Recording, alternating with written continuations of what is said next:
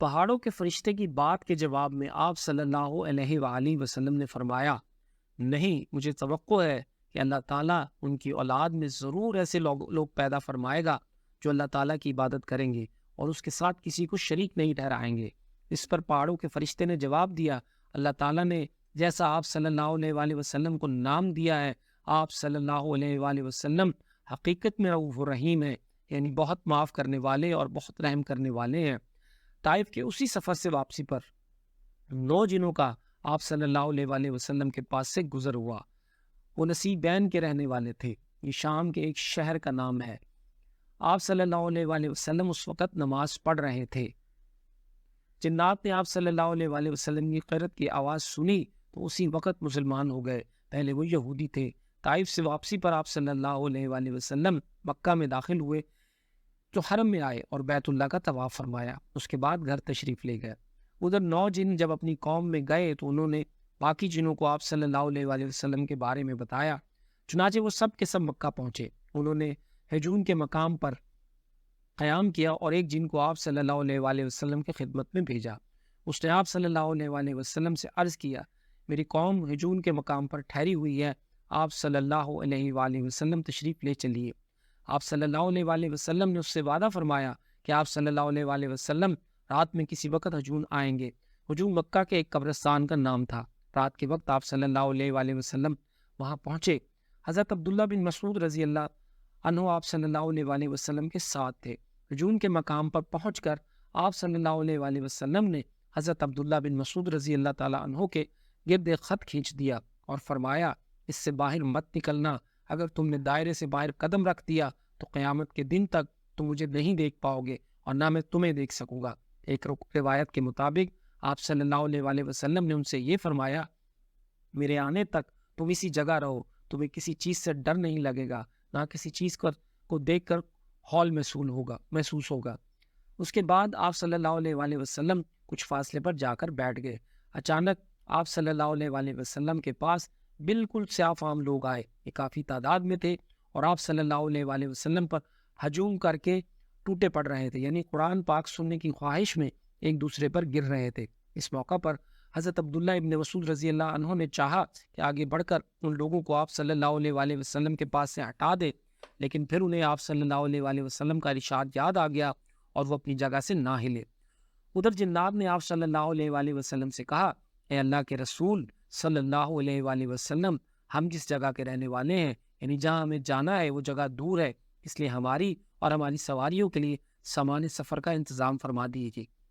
جواب میں آپ صلی اللہ علیہ وآلہ وسلم نے ارشاد فرمایا، ہر وہ ہڈی جس پر اللہ کا نام لیا گیا ہو جب تمہارے ہاتھوں میں پہنچے گی تو پہلے سے زیادہ پر گوشت ہو جائے گی، اور یہ لید اور گوبر تمہارے جانوروں کا چارہ ہے۔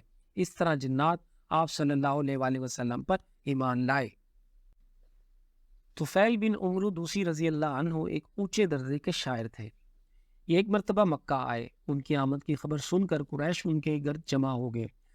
انہوں نے طفیل بن عمرو دوسی رضی اللہ عنہ سے کہا، آپ ہمارے درمیان ایسے وقت میں آئے ہیں جبکہ ہمارے درمیان اس شخص نے اپنا معاملہ بہت پیچیدہ بنا دیا ہے، اس نے ہمارا شرازہ بکھیر کر رکھ دیا ہے، ہم میں پھوٹ ڈال دی ہے، اس کی باتوں میں جادو جیسا اثر ہے، اس نے 2 سگے بھائیوں میں پھوٹ ڈال دی ہے، اب ہمیں آپ کی اور آپ کی قوم کی طرف سے بھی پریشانی لاحق ہو گئی ہے، اس لیے اب آپ نہ تو اس سے کوئی بات کریں اور نہ اس کی کوئی بات سنیں۔ انہوں نے ان پر اتنا دباؤ ڈالا کہ وہ یہ کہنے پر مجبور ہو گئے، نہ میں محبت کی بات سنوں گا اور نہ ان سے کوئی بات کروں گا صلی اللہ علیہ وآلہ وسلم۔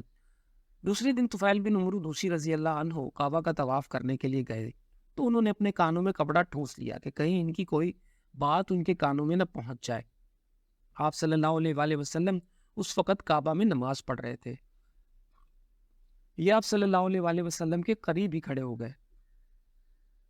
اللہ کو یہ منظور تھا کہ آپ صلی اللہ علیہ وآلہ وسلم کا کچھ کلام ان کے کانوں میں پڑ جائے، چنانچہ انہوں نے ایک نہایت پاکیزہ اور خوبصورت کلام سنا۔ وہ اپنے دل میں کہنے لگے، میں اچھے اور برے میں تمیز کر سکتا ہوں، اس لیے ان صاحب کی بات سن لینے میں حرج ہی کیا ہے؟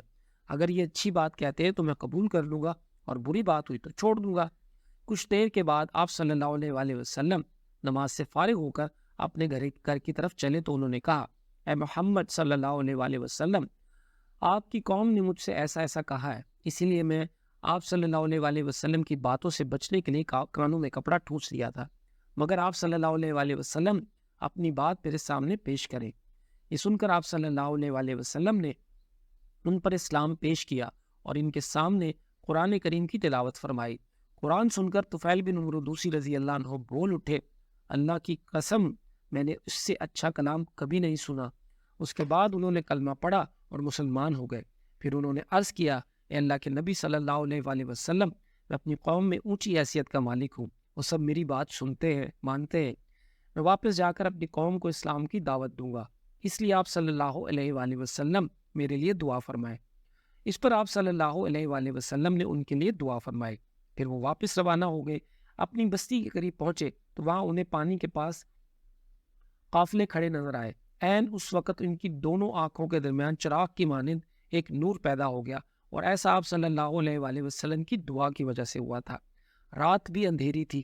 اس وقت انہوں نے دعا کی، اے اللہ اس نور کو میرے چہرے کے علاوہ کسی اور چیز میں پیدا فرما دے، مجھے ڈر ہے میری قوم کے لوگ یہ نہ کہنے لگیں کہ دین بدلنے کی وجہ سے اس کی شکل بگڑ گئی۔